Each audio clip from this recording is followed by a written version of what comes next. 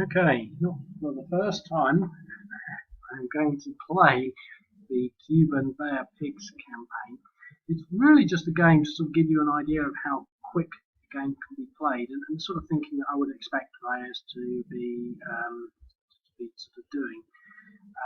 Obviously, you can think whatever you like, but it's not a sort of game that I think where you should just jump into and just start moving counters around like Hex Empire or any of these real-time strategy games, which, to be quite honest, are really what I'm trying to battle against with the creation of this.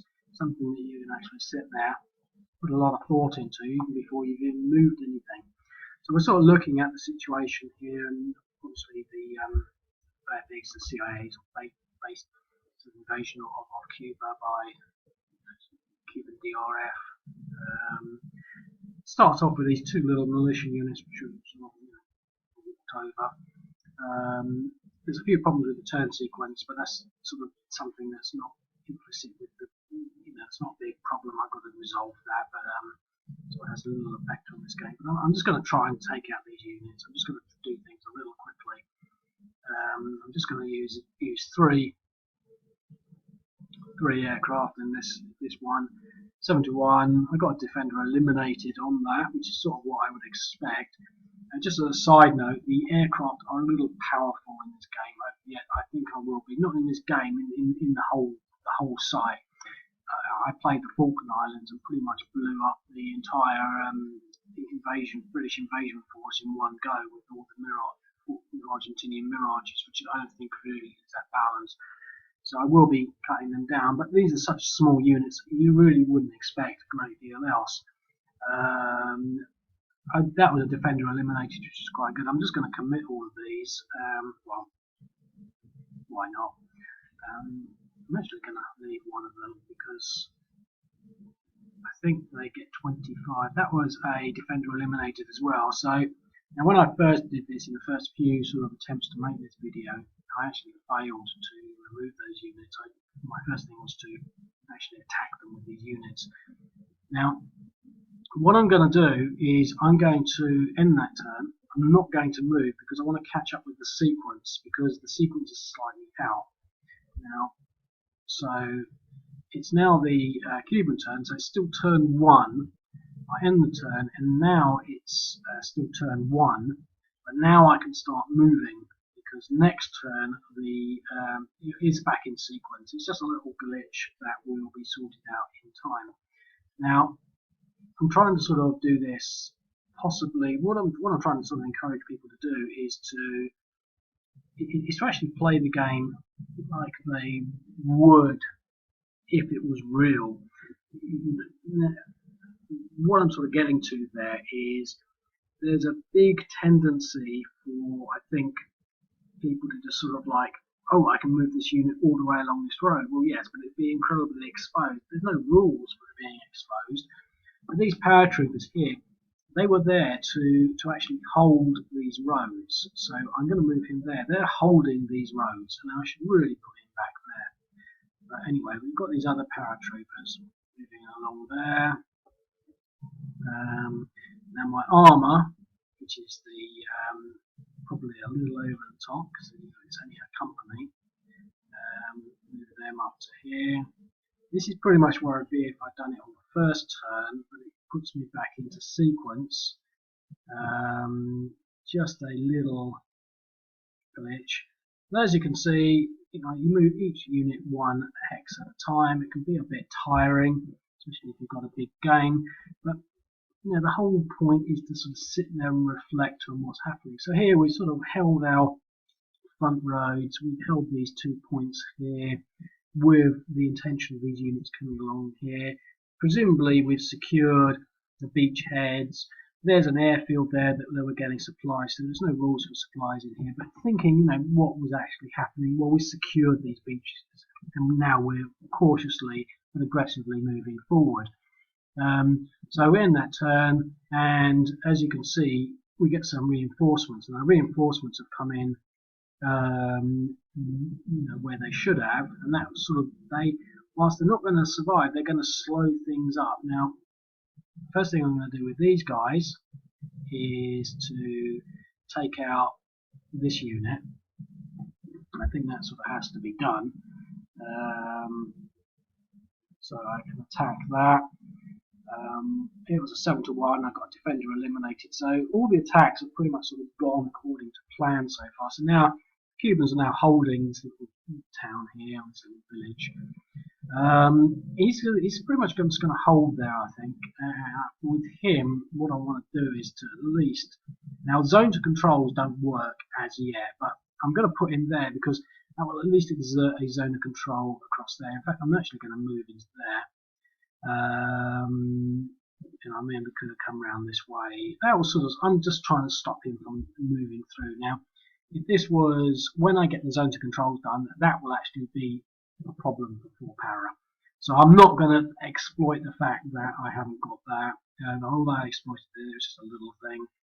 And that's pretty much the Cubans' turn. So now it's now, again, obviously my turn. So I'm going to use the Air Force as much as possible, just simply because it's. I'm going to divide it into 3.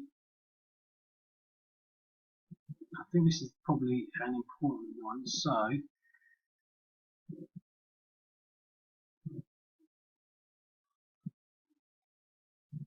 7-1, 3, defender eliminated. Everything's working sort of pretty much better than you could hope, really. Here's the Air Force here. Now, the only thing I will add, perhaps, is that I think what one sort of demonstrating this scenario, although I'm playing it quite quickly, that was again a defender eliminated. What I'm sort of, to some extent, thinking here is that the air power is too much, and this scenario really needs to be revisited to revise down the number of planes available for the Cubans for the DRF, because this is the second turn and they've suffered no casualties. Now, that was another defender eliminated. So here now I've pretty much taken everything out of the board, everything off the table, and can pretty much run to victory. I mean, getting in there was just, I didn't get anywhere near there. So this is really, it's not so much not just going to history. This is not how I've played it before. I've normally had a lot of trouble getting the DRF to advance. So this is fairly unprecedented. I just want to figure out whether or not they've got no more movement. 1, 2, 3. See, what we're looking at here is pretty much a complete DRF victory. Now, that doesn't necessarily mean it's a bad thing. It just means, from my point of view, the game is not particularly balanced. I could probably have stronger Cuban reinforcements appearing a little earlier, or at least a little more strategically, to prevent a sort of runoff over the board, because that's what I want to sort of prevent. So anyway, the only reinforcements we get on that turn are these, and to be quite honest, they're not actually going to stop anything. In fact, I'm just going to leave them there and get on to the next turn, which pretty much, embarrassingly enough, is removing all my Cuban units off the map. Now, I'm not going to do that because I want to sort of pretend I'm playing it in a balanced fashion, and I'm considering the strategic implications. So, for example, I could be playing a game where we advance quickly, but then for some strange reason we presented a defensive posture that didn't maximize the possibility of getting off the map early. And you sort of, oh, you could have won. Well, no, well, we had some political considerations, and we decided to form a defensive line, like I'm doing here, and that's that. Now, I'm going to actually, just because I sort of can, or can't, because I can't get my screen's a bit small. Okay, let's see whether or not this will fit onto there. Yep, and you can see that it's thinking about reinforcements. So I'm actually not going to do that battle because the reinforcements, that's a bug. It's showing that basically there's another unit due to come on here, and it's not there yet, but it's showing it there because it thinks it's there. It's like a ghost unit that's sort of allocated for that square. That's again another little bug that I'd have to iron out, which is sort of what playing the games does. I tend to sort of spend less time playing them than building them. It's more fun building them, but the whole idea is I can come back and do these things. So anyway, I'm going to end that turn, and now we have essentially the start of a much stronger Cuban presence. So we've actually got, you can see with the landing here and there. Now, again, what we've got to some extent is a very weak western front for the Cuban DRF. Whilst I don't think that the Cubans are in a position really to counter-strike at the moment. You know, they've already taken over the beachhead. So this beachhead was left unprotected and has now been taken over. So in theory, this unit should have been left down there, which is sort of what I'm trying to sort of possibly get people to start thinking about. It's not a case of just storming everyone forward and losing your beachheads. You've got to sort of think, to protect the beachheads, what was, you know, protecting this side of the map, and all this is swamp. So there should have been something there entrenched to fight this militia unit, and it wasn't.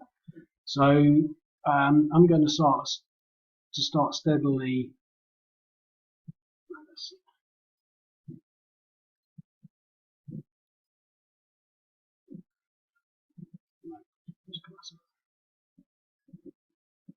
I'm just going to sort of flip through the turns here. So now, on turn 5, we actually start to get some fairly significant units. I mean, this tank unit here, 1, 2, 3, 4. You know, he wouldn't be able to go through a zone of control, but I'm going to put him in the zone of control because he could have gone this way. Just for the exercise, that's fair enough. I'm going to move him down here now to at least, you know, face them off. I'm not going to engage in any combat here, but I'm going to reinforce this unit, and I'm going to leave that.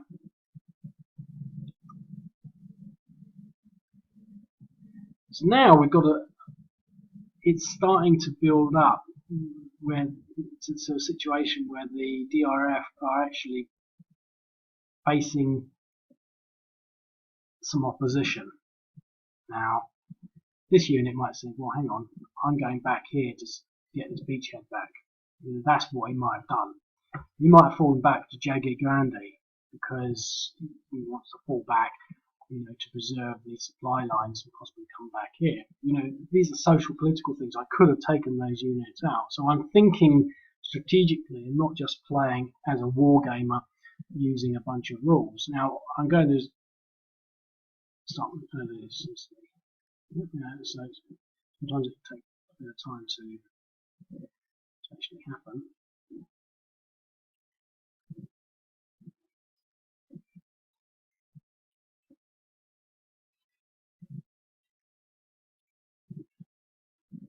Now, just for the hell of it, I'm going to attack because I've only got less than a minute now. I'm going to put everything onto that armoured unit.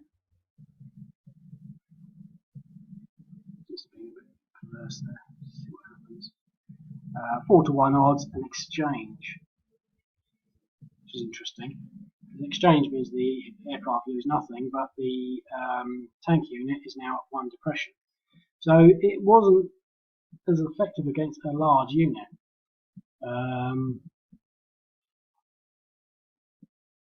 Blue unit would move. Oh, not enough time. So that's pretty much a game, start of the game in Cuba. Obviously the game needs some tweaking, so that's that.